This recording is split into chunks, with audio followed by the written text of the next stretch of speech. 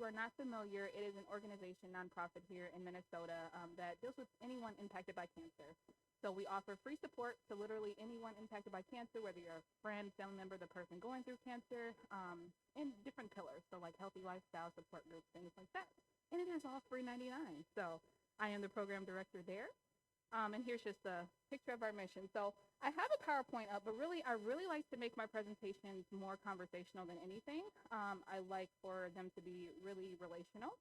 But I do have the PowerPoint up for you guys to just view, and we'll go through some of the things on here as well.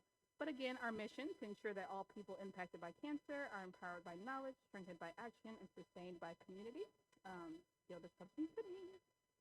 And then just a quick disclosure that I have no financial relationships or affiliations to disclose for you guys. All right. So this is the fun stuff. I love this topic of mental health. I myself am a clinical social worker. So what that means is I have my master's degree in social work and I have a clinical background, meaning that I work with people with mental health.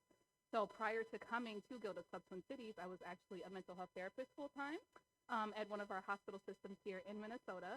And then prior to that, I worked on an inpatient unit working with people with mental health diagnoses. So this is kind of my niche. This is kind of my thing. This is the topic that I love to talk about for people. And I know it's a little bit taboo, which is why I like to make it much more relational than anything, but I'll give you all the information that you need as we go through this presentation. But here's just a quick little overview of what we'll be talking about. And I know some of this presentation, again, because Gilda's is specific to cancer. So some of the slides on here are specific to cancer, but I will make sure that we make it clear that it can be applied to most people because mental health is not, it's just not for people with cancer, right? Like everyone has been impacted at one point or another. So this is just an overview of what we'll be talking about today. So setting the stage, and this again is just, this is specific to cancer, some of the universal challenges with living with cancer. And again, these all can be applied to people just generally, right? So unwanted aloneness, and I think that's even more so since we've been in a pandemic, right? We've had a lot of isolation for people, which has, while I was working at Fairview, we've seen a real increase in people with mental health diagnoses and needing more support. Financial burden even, right? A loss of hope, again, that comes with depression, anxiety, any mental health diagnosis that you may have. Loss of control, which is a feeling of anxiety, right? Having a lot of worry and feeling like everything is out of your control, which again has been heightened by the pandemic over the past year or so. And then just living with uncertainty in general. We don't know what's going to happen for the future, right? So this is just a survey that was taken for people living with cancer about like what their top 10 sort of concerns were.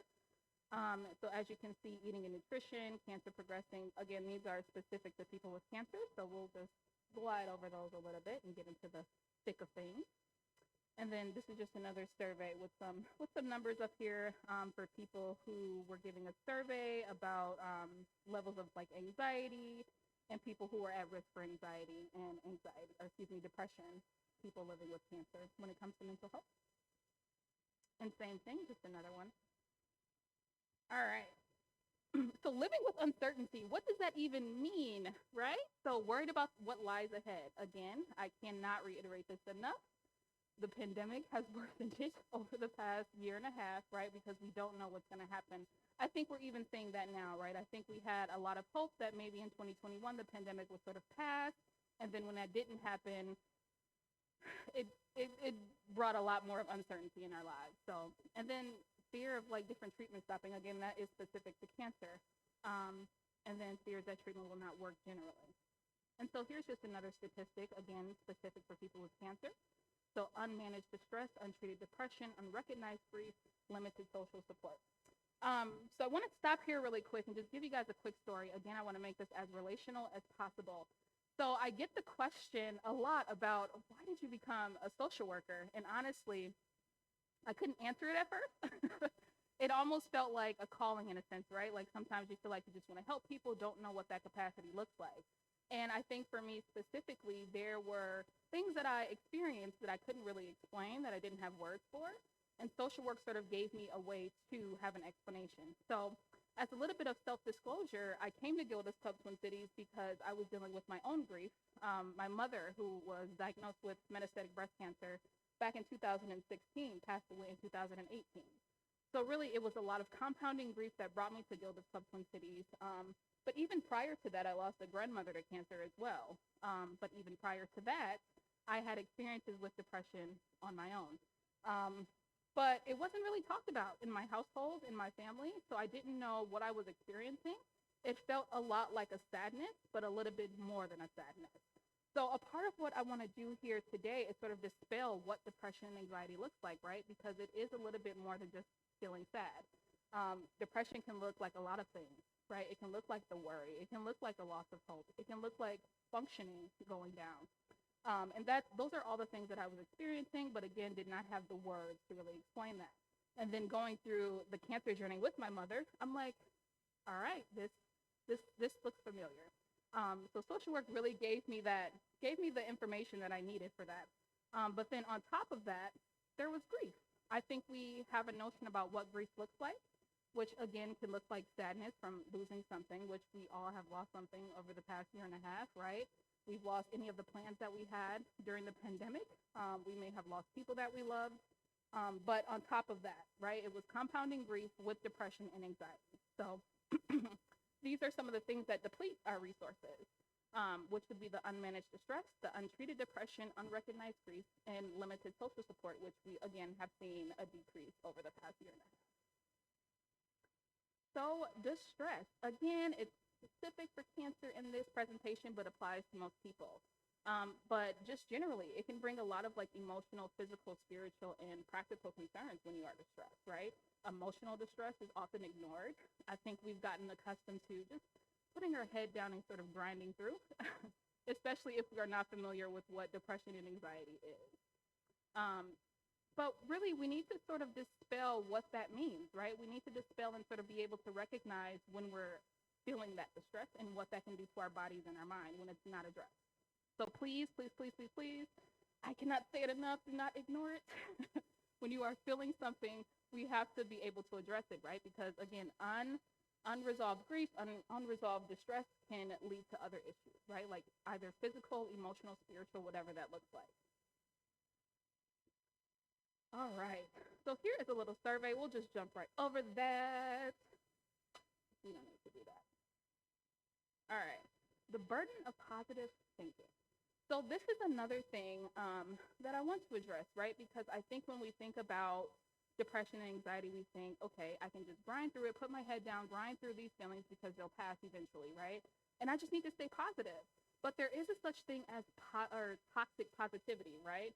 And what it does is it really makes you ignore the vital signs of like distress and grief and depression and anxiety. And really, it's just you ignoring it and not addressing it, which is, again, not healthy, right? And it, again, will just make it worsen a little bit over time if you don't address it. So here's a little quote that I love.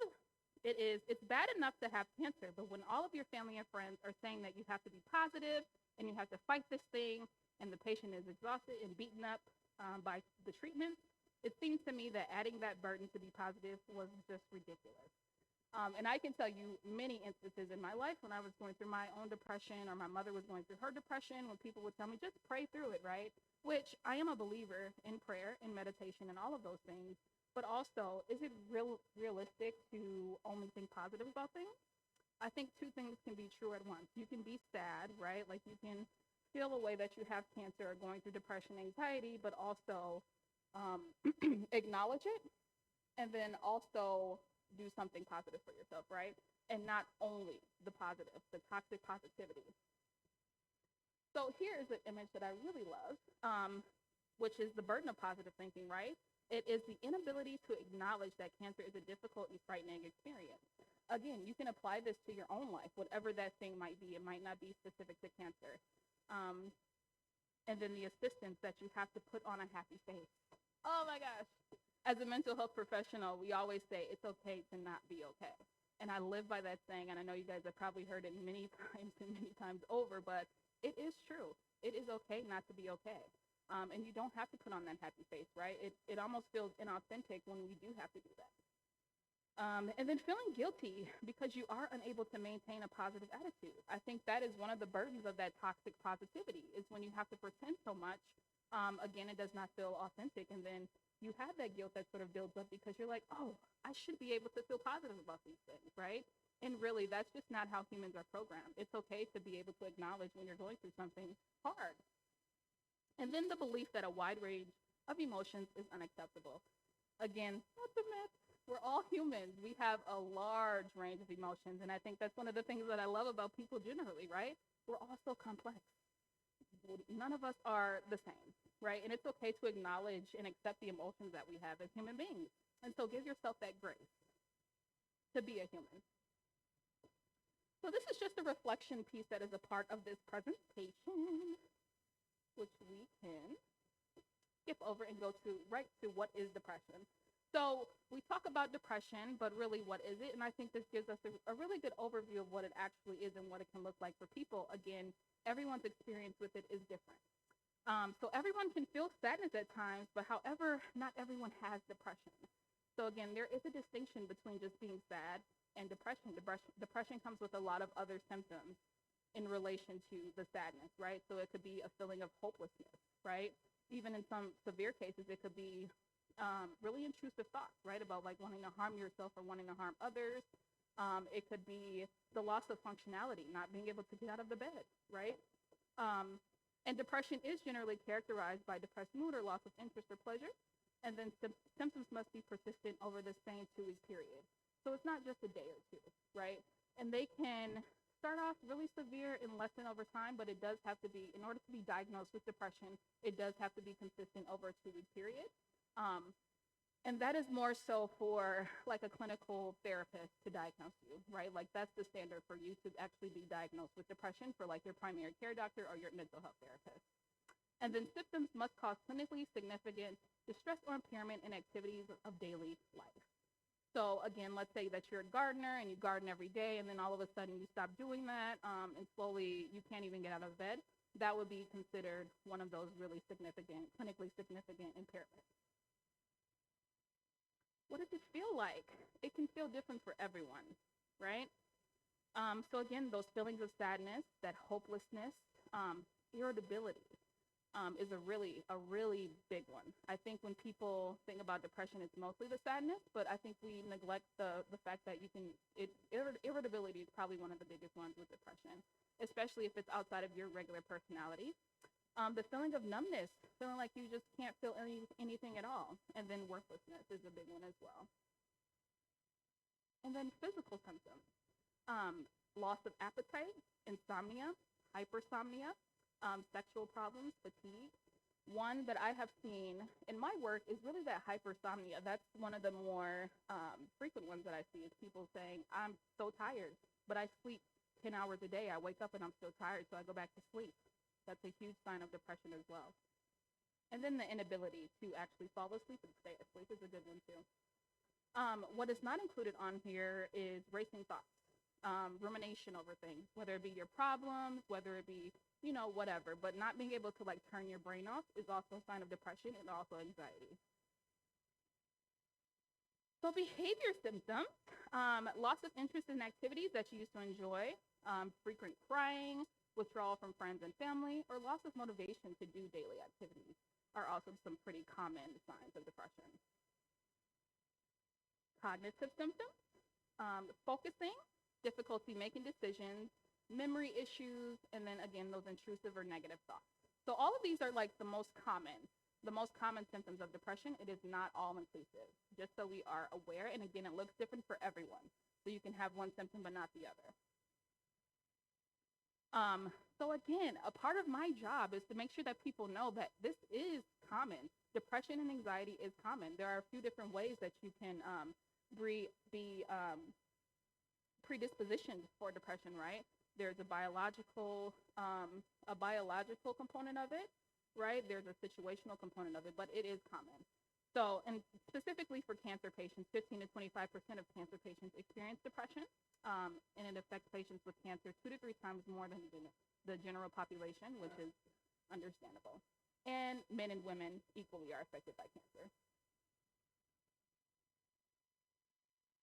All right, and this again is just another survey that was taken by cancer patients. So 38% of the respondents reported substantially worse anxiety than the national average.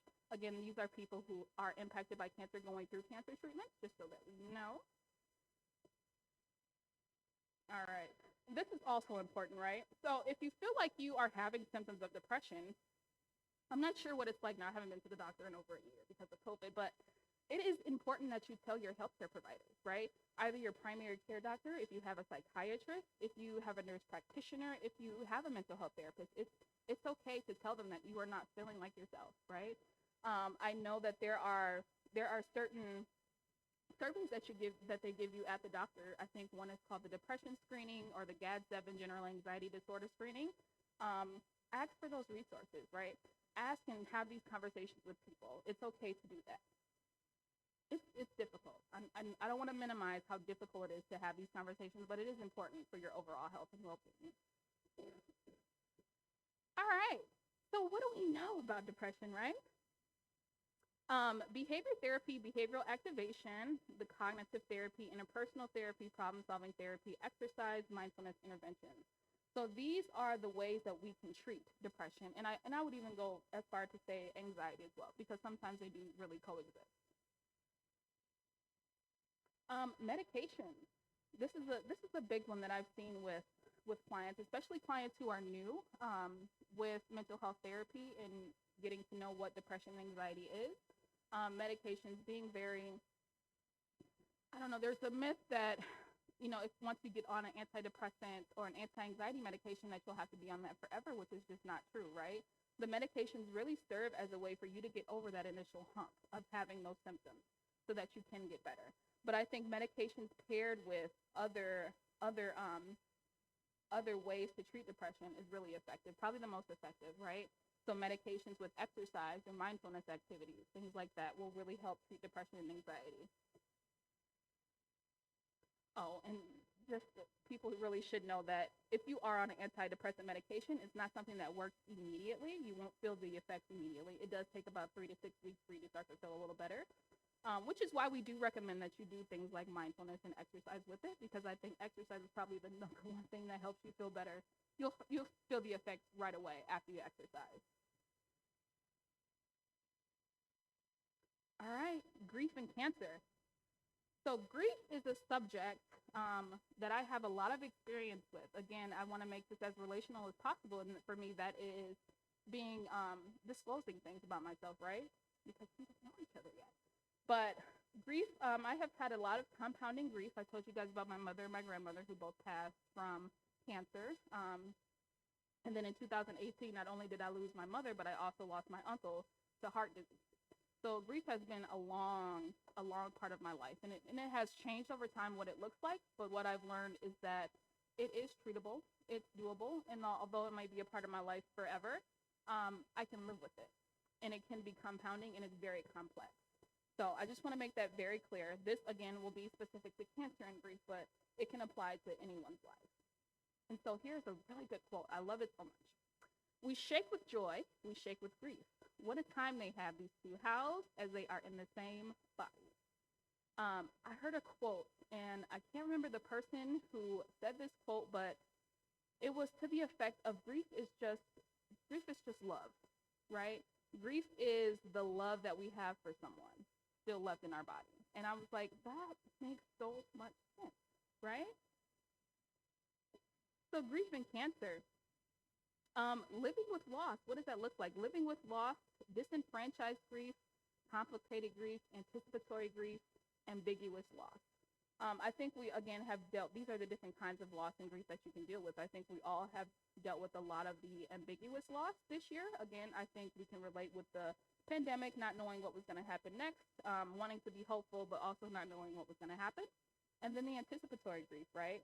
Wanting it to end, but then not having as much hope that it will end. So that's really anticipatory grief. And then, of course, complicated and disenfranchised. So we'll go through what each of these look like. Activating hope, self-compassion, meaning in life, acknowledging, not avoiding, reducing isolation, and cultivating resilience. These are the top ways to really deal with grief, right? And one that I really want to reiterate is that self-compassion. I think we don't give ourselves enough grace to grieve things, right? And I think the conversations that I've had with people over the past year and a half is grieving things like not being able to go on a vacation. That still is grief, right? And you don't have to feel guilty about being sad about not being able to go on that vacation, because it is a loss in a sense, right? Maybe that's something you were looking forward to. Maybe it's something that you saved to actually do, and then the pandemic hit, and now you can't do that, and you have to change your plans, right? So just give yourself that self-compassion. Give yourself that grace to like feel these things, and tell yourself that it's okay to feel that grief. Meaning in life. I think this is a really important thing to have, however you identify that. To get through not only grief, but like that depression and anxiety. Like I told you guys, I came to Gilda's because of the grief that I was experiencing, and it really gave me the meaning that I need, and to like help me get through and work through that grief that I was experiencing. Again, let's acknowledge it. Let's not avoid it. Let's not just put our head down and grind through it. Let's acknowledge that we all have emotions, we all have feelings, and that they might not always be positive emotions and feelings. That is okay. Reducing isolation, make sure that you have a strong social circle. People that you can lean on. That is probably one of the top things to help you. And then resilience, of course. So here is another reflection point, but we can go through that. And then let's get to the fun stuff, resiliency. I love it so much. It's my favorite thing ever. All right, so resilience refers to an individual's protective attributes and or personal characteristics, which are thought to be modifiable and to promote successful adaptation to cancer, not just cancer, but including, among other things, meaning and purpose in life, sense of coherence, self-esteem, self-efficacy, cognitive flexibility, coping, social support, and spirituality. All right. So resilience is, okay, now we're getting into the meat of like, how do we address the grief? How do we address the depression and anxiety? And I think resiliency is one of those things, right? So we want to have an active process of facing adversity related to, we'll say cancer here, but again, any experience that you have. And resilience is really the top way that we can do that, right? It is not something that people either have or do not have, right? It's created, right? And sometimes you're sort of forced to be resilient, like we all have. Again, I want to reiterate that too. The ability to restore emotional and physical functioning when confronted with stressful life events, right? It involves behaviors, thoughts, and actions that can be learned and developed in literally anyone. And literally, when we talk about depression and anxiety, we develop resilience, again, by acknowledging it, right? Facing it head on, by getting the resources and the help that we need to deal with it. And the same can be said for grief as well. So one of my favorite ways, okay, I don't know if you guys can tell, but I am a talker. Like, I can talk literally to anyone all day about anything. And so when I think about mindfulness, it sort of makes me cringe a little bit, because my thought has always been that mindfulness is, oh, you have to sit still. Your brain can't think. You have to like just be in the moment. And that has always been difficult for me.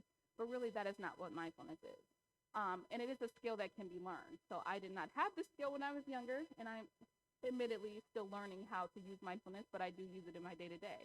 But it is something that really helps with that resiliency, right? Because it forces me to sit with my emotions, sit with whatever I'm dealing with in that present moment. Even if my mind is wandering, it helps me to come back to what I am feeling. And it really is paying attention on purpose, literally. I don't know how better else to explain it, but like paying attention on purpose. And what I find when using mindfulness is when my mind does wander, I have somatic things that I can pay attention to in my body that helps me bring me back to that present moment. So, and it's without judgment. Again, it's like giving yourself that grace to say, okay, my mind might wander, but I can always come back to it, and that is okay. And we never want to judge ourselves through that. So this is just another reflection. Okay. So what can you guys do? What can help you? What things can you do daily to sort of help you with whatever symptoms that you're experiencing? Look for the good. Again, that is much more different than toxic positivity. And really, it can look like a gratefulness practice. So I can tell you one thing that I do is, especially when I'm feeling really down or sad or whatever my emotions are that day, I have a little binder that I have with a lot of things that I am grateful for. And so sometimes it's helpful for me just to flip back and say, oh, that is right. I do have 4 kids. I should disclose that I have 4 children. They're all under the age of 8. And so they're in my gratefulness binder. Sometimes they're on my stress binder, but I love them nonetheless. And I am grateful for them, right? But it's helpful to go back to the things that remind you, okay, yes, I'm living on purpose, right? I'm living with intention, and I am grateful for this thing. It can be as simple as the sun is out today, right? Especially when it's like -3 degrees in our winter times, the sun is out today. I'm grateful for that. So finding those things that you can be grateful for. I run a support group at Gilda's Club Twin Cities, and every time I end the group, I always tell my group, find the sunshine this week. Whether it be a moment, whether it be a lifetime, find a piece of sunshine this week. And that could be literal sunshine or just something that you find that made you smile, that gave you a little bit of joy, right? It really is those small moments that build up. So look for the good. I say all that to say look for the good. And then again, those 10 mindful minutes. I don't know if any of you have an Apple Watch, but you can use your Apple Watch. They have a breathing app on there, or you can download any app on your phone to do mindfulness activities. And it pops up notifications to remind you like, hey, let's sit with ourselves right now. Let's do some reflection right now. And it's really helpful to really reflect, especially when you're stressed or in a stressful situation. It's really helpful to have those. One of the most underrated things are acts of kindness, right? I think we're flooded with negative things in like the media these days, but acts of kindness I wish we could see more of, but it really does do something to the soul, to like do something nice for other people. Again, I told you guys that's sort of what led me into social work, and I am blessed in a way that I can literally do acts of kindness every day, and it helps me, right? It gives me that sense of purpose, which, going back to depression and anxiety, helps with being able to cope with those things. So doing small acts of kindness daily, you can do it weekly, whatever that looks like for you, but setting the stage for that. So these are just 3 small things that you can do daily. Again, there's other things like exercise. You can do that, right? I don't know if you like to write. Journaling is a piece of that as well. But I can tell you guys today, actually, so I drink coffee, and I went to Starbucks today, and the person ahead of me paid for my coffee, and like it just keeps going. And I love small things like that. That was my sunshine for today. Because my coffee was $7, and I'm like, oh gosh, it's so expensive, but someone paid for it. I'm like, okay, now I can do that for someone else too. So it's really underrated, but it's the best feeling in the world to say that I did something nice today, even if it's for yourself. Want to reiterate that too. Like, be kind to yourself. Do kind things for yourself. I know that we're all busy in our lives, even if it's just taking out that 5 minutes to just sit with yourself, to affirm yourself, saying, I'm great, right? Look at yourself in the mirror. Affirm yourself. I'm great. I'm awesome. I am kind. I am loved. All of those things. But don't forget to extend it. I think we sometimes forget to extend it to ourselves. All right. So what are some key takeaways for depression and anxiety? If anything, I really want you guys to know that it is treatable, right? Again, it looks different for everyone. The symptoms look different for everyone, but it is treatable, and we can treat it in many different ways. Building that resiliency, right? We can treat it with medications. We can treat it with physical things like exercise, being mindful, mental health therapies. There are so many resources. And I think in this day and age with technology, they're even more accessible, right? So I don't want anyone to feel like they're going through and having these symptoms and they're alone. That's one thing that I do not want to happen. There are many books, there are many people. Again, so many good resources out there that we have access to. So that you know that it is treatable. You don't have to live this way forever, right? Resilience can be learned and strengthened. Right? And we've seen the different ways that we can be resilient. And really it's having to just go through these things, which that sounds fun, right? But resilience is really going through these things, coping with these things, and then telling yourself, oh, wait, I am strong. I can get through this, right? And then again, going back to that, it's treatable, having the resources and people around you to say, yeah, you are strong. Yeah, this is treatable. Yeah, you can get through this. It's helpful. And then positive thinking is not the goal. You guys, like, I can't reiterate this enough either. You do not have to be positive, right? You do not have to be positive. It's okay to find those moments of positivity, those moments of positive thinking, but you do not have to be positive all the time. Again, because it's not realistic. It's not realistic to have depression and anxiety symptoms and think that you're going to be happy all the time, right? It's actually pretty counterintuitive. So what I want you to do is be able to acknowledge, I'm not feeling the best right now, right? I'm not really happy. I'm not feeling the joy right now. Acknowledge it and be like, but I don't want to feel this way forever, right? That's the positive in that. I don't want to feel this way forever, so I'm going to do A, B, C, D, E, F, G to help me not feel this way. Even though I feel this way right now, I won't feel this way forever. And that is also a part of just affirming yourself, right? Extending yourself that grace to be okay, not being okay, right? And making sure that you're kind to yourself, I think, overall. And then acknowledging grief matters, right? It doesn't matter what kind of grief it is. It does not matter what you are grieving. Grief is grief. Grief is hard. Grief is prevalent. And grief is a part of our lives, whether we want it to be or not. And again, just like depression and anxiety, it's okay. And we have to acknowledge those symptoms, and we have to acknowledge that it exists. And you don't have to do this alone. You do not have to do this alone. Again, you guys, we have access to so many different resources these days, especially with technology. I mean, I can personally admit that I'm not the best with technology, right? But I can get on and Google some things. And just like doing a simple Google search of like anxiety, depression, therapy, whatever that looks like for you. There are even like online support groups if you didn't want to come in person.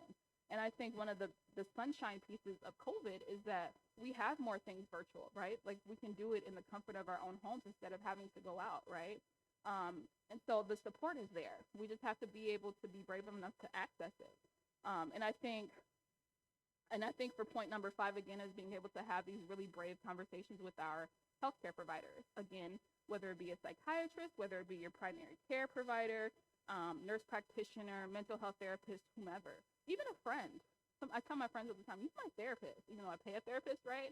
I feel like my friend group have long been a part of my life and really are that therapy that I need sometimes. So just know that you do not have to do anything alone. There are resources out here for everyone. And speaking of resources, again, this is specific to cancer, but we do have a cancer support helpline, and this is for anyone like going through a crisis. If you just need someone to talk to, this is a 800 number that you can call 9 a.m., 9 p.m. to talk to someone. Again, specific to Gilda's Cub Twin Cities. So this particular presentation is a part of our Frankly Speaking About Cancer. But honestly, anyone can attend our educationals, and we have many different topics. So we have topics about, again, mental health. We have topics about diversity, things of that nature. So you're always welcome to come to any of these educationals just by going to gildasclubtwincities.org and just signing up. And then the Open to Options and the Cancer Support Experience Registry is specific to people going through cancer.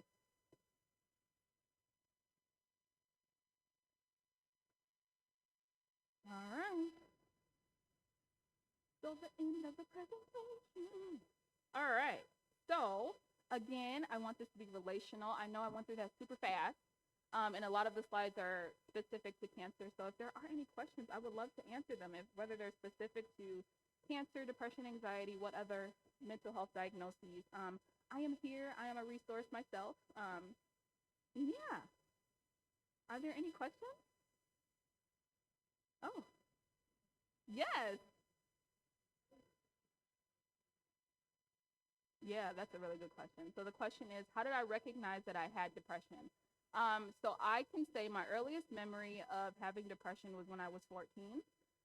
Again, going back to the symptoms that we seen on the slide. I was feeling really sad, but it felt more than a sadness, right? I could not get up and go to school. I was really irritable, which was really outside of my character because I was really a fun, outgoing person. I could not complete homework. I used to beat the grades, and those started slipping. And really, I couldn't find the words for how I was feeling. And so what I didn't recognize is that I had seen depression in family members prior, like my mother and my father, and they too wasn't able to recognize it. So what I did was went to a counselor and said, hey, I'm not quite feeling like myself. But really being able to identify those symptoms that were outside of my normal sort of personality, so like my grade slipping was outside of the norm, the not being able to get out of my bed, the not completing things that I used to do, really outside of my functionality was how I was able to identify the depression. Again, I was really young too. Like 14, my first experience with depression, I was really young. So again, I didn't have those words, but I knew that it wasn't me. And as I got older, I was able to recognize those a lot more. So, I mean, it's difficult. It requires you to be intentional about really checking in with yourself and knowing yourself a little bit and like how you typically are. But I would say looking for those symptoms, right? feeling like if you are sad, is this just the sadness? Is it lasting for just a day? Is there something specific that I'm sad about? Am I able to function the way that I used to? A big one that I've seen on like mental health units is people stop doing their hygiene routines, right? So like not showering, not combing your hair, or whatever that looks like. So really paying attention to the things that are changing around you. And then again, that support system is helpful too, right? If people are recognizing that you're changing a little bit and being able to have that conversation. But yeah, you're gonna answer it. Okay. Yeah. Any other questions? Yeah.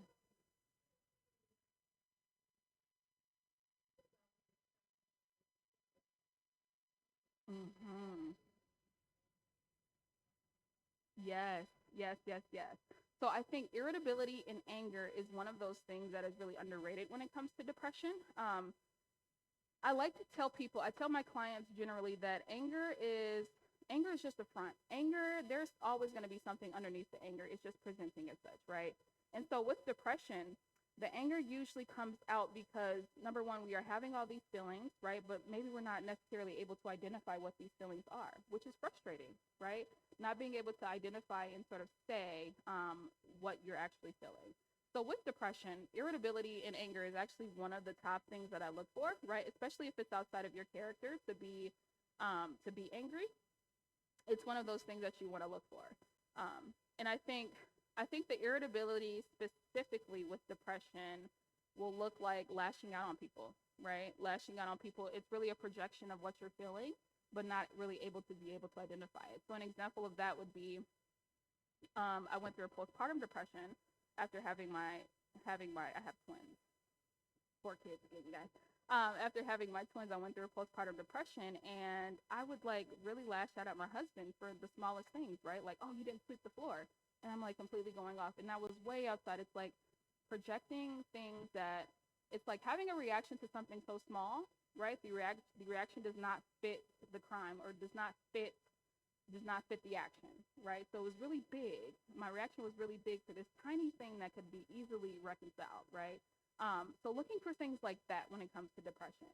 There's a difference between just having a general anger issue, which that's a whole other topic, and then having this projection, not being able to identify symptoms, right? Because it's really the frustration of not being able to identify what you're actually feeling with depression that makes people angry, or that can come off as irritability. And then not necessarily knowing how to address it. So like feeling icky on the inside, not knowing what it is, not knowing how to identify it, and then not knowing how to address it. Most people don't want to be angry. Most people don't want to be sad, right? We all have this thing inside of us. We want to be happy. We want to experience joy. That's just a human sort of emotion. So it's one of the top things that we do look for when it comes to depression, but really we want to look for those really big reactions to the smaller things and then the projection. So I don't know if that answers the question though. Okay. Awesome. Yes.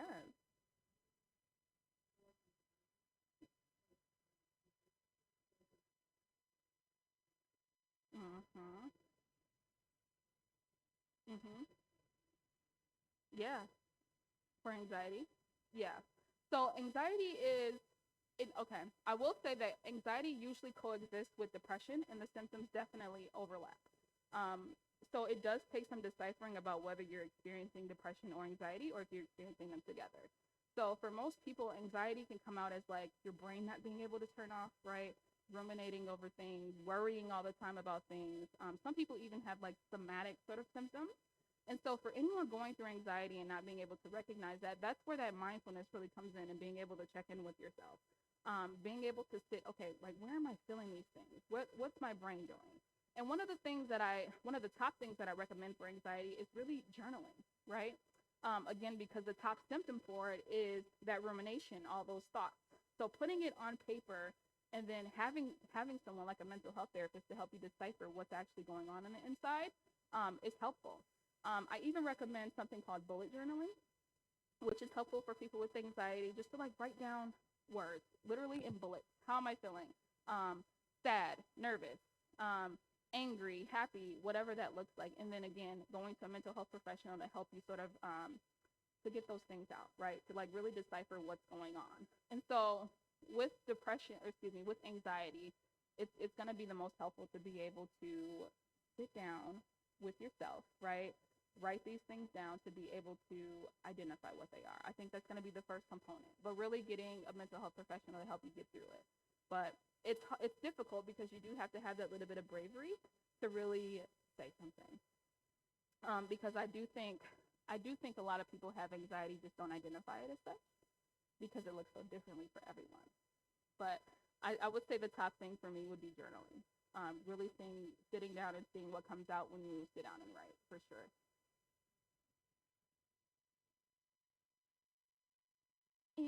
Yes,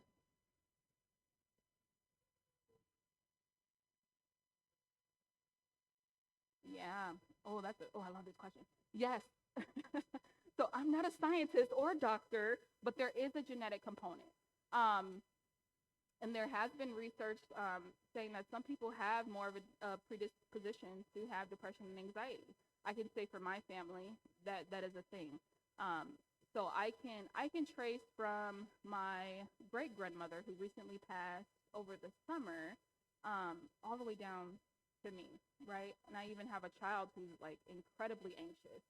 And oh, I should mention that in children, anxiety looks a lot different too, right? So I have a 6-year-old who is really anxious, and her anxiety comes out as anytime it rains, she thinks it's gonna flood, right? Like, so it's a huge worry. She's gonna cry, and she's just shaky. But yes, to answer your question, there is a genetic component to it, and it's almost like if we treat it like any other mental health diagnosis, depression and anxiety, just like there can be a predisposition to like schizophrenia, bipolar disorder, definitely with depression and anxiety.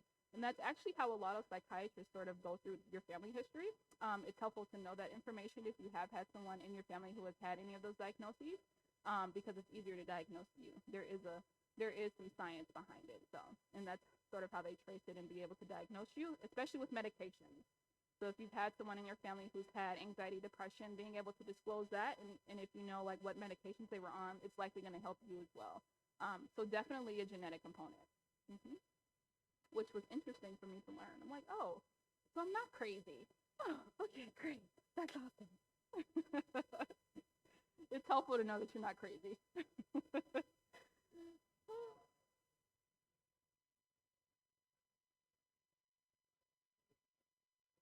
Yes, exactly. Exactly. And that's why I like to reiterate that toxic positivity is really a thing because sometimes you just can't help it, right? Depression and anxiety literally changes your brain. I mean, especially if we didn't talk about trauma, right? But even trauma has a genetic component to it, from generation to generation, right? So sometimes we just can't help it. Sometimes our brains are literally just wired that way so that where we're going to be exposed and have depression and anxiety symptoms. But really, I think it starts with being able to like know your family lineage, right? Being able to, okay, understand and acknowledge that this might be a thing and then addressing it, right? So putting in place those protective factors, whether it be the exercise, medications, and I would even say like treat it like cancer, right? I see mental health as a medical diagnosis. Even though we're talking about mental health, it to me, I would see it as a part of like that medical system. So we want to be preventative in the things that we do with it. So again, that looks like knowing your family lineage, what medications were you on, is there a predisposition to anxiety, depression, what exercise can I do, how can I stay active, let me get my social group, whatever that looks like. And then also understanding what it looks like when you're getting to that point, right? So again, that requires you to check in with yourself. So knowing those signs and symptoms of like, okay, I'm starting to feel not like myself. What can I do to sort of prevent that from going all the way, right? But yeah, you're absolutely correct. It does reinforce that like I might just have this as like a genetic component, and I need to do things to prevent it or to help me not be so depressed and so anxious. And that positivity is not the cure all for things, and it's not realistic. I can't say that enough, and I know people like to think that like just think positive and it'll be great, right? And there is a component of that, but like not all the time. And that really, I just don't like it, y'all. I just don't like it. I can't even say that enough. I just don't like it. But yes, to answer your question, absolutely correct. Totally agree, 1000%.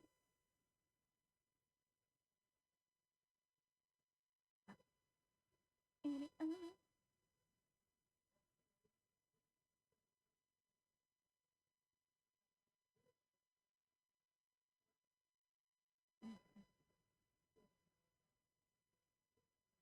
Yeah, and I say it so cavalier, right? Like, oh, just go out there and meet some people. So isolation has actually been the biggest thing that my clients have come to me for this over the past year and a half, because COVID has sort of forced us into our homes, and really it has given us a lot of time to sit with ourselves, right? And so when I say that COVID has offered us a little bit of sunshine, I mean that it has offered us a way to connect with people in a different way, especially when we're sitting at home by ourselves, and not able to physically be with people. And I just want to preface this with, like, I acknowledge that being virtual with someone on Zoom or Microsoft Teams or whatever is not the same. It does not give us that same social connection, but it does prevent complete isolation. So when I say build that social network, I say go online. What are some things that you like to do? Is there a social group that meets virtually, right?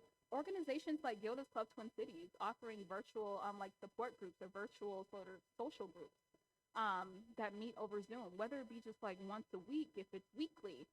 Being able to find that thing that interests you, and find people that have similar interests as you, even if it's in a virtual format, is what I mean when I say that.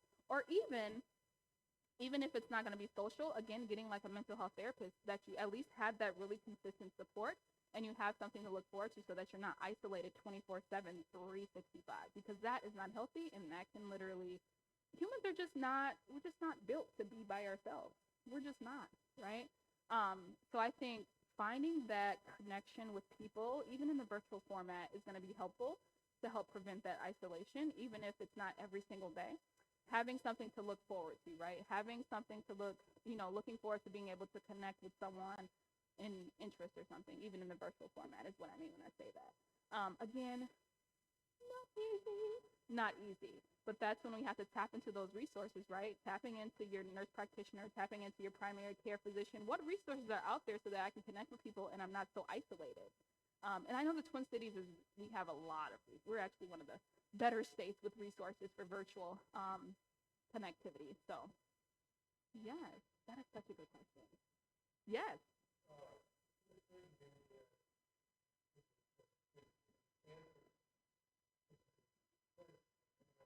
Mm-hmm.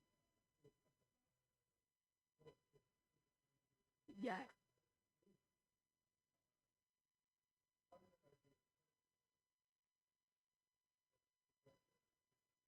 Yes. Aging, actually, if I want to zoom in on that one a little bit. Well, that's a that's a really big one, right? So I told you guys that I lost my great grand. I'm sorry, I'm is this real quick. Okay. Lost my great grandmother over the summer, but prior to that, so she was 84, two. She was 82.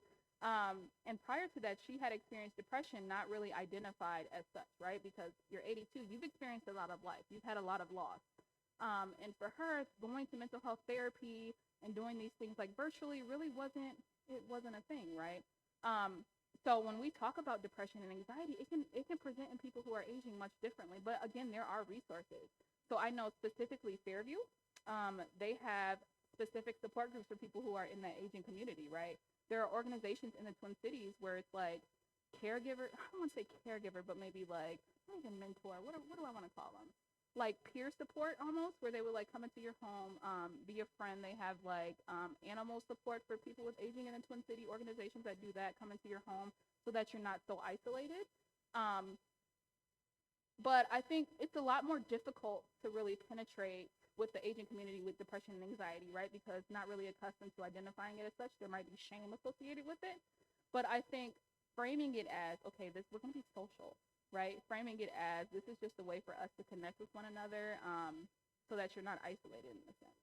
So you're absolutely right. All of these things can be replaced with anything. And I know cancer is the primary reason for this presentation, but aging is one of those areas of difficulty. But there are organizations within the Twin Cities that really try to address that. And really it looks like us making it more social than saying like anxiety and depression, because it really does present differently. And I can say that my grandmother's presented as like isolation. She was one of, oh my goodness, I love her so much. She was one of those people that was like 82 and still like going out to grocery stores and shopping and garage sales and doing it all herself, right? And so when that stopped, that was my way of being able to identify, okay, something's not right, and then getting her the resources that she needs. So It's really difficult. I'm not gonna lie, but it's difficult. But there are organizations that really address that too. Does that answer the question? Yeah. Awesome. Yes. Thank you, guys. I could talk about this all day. I need this microphone for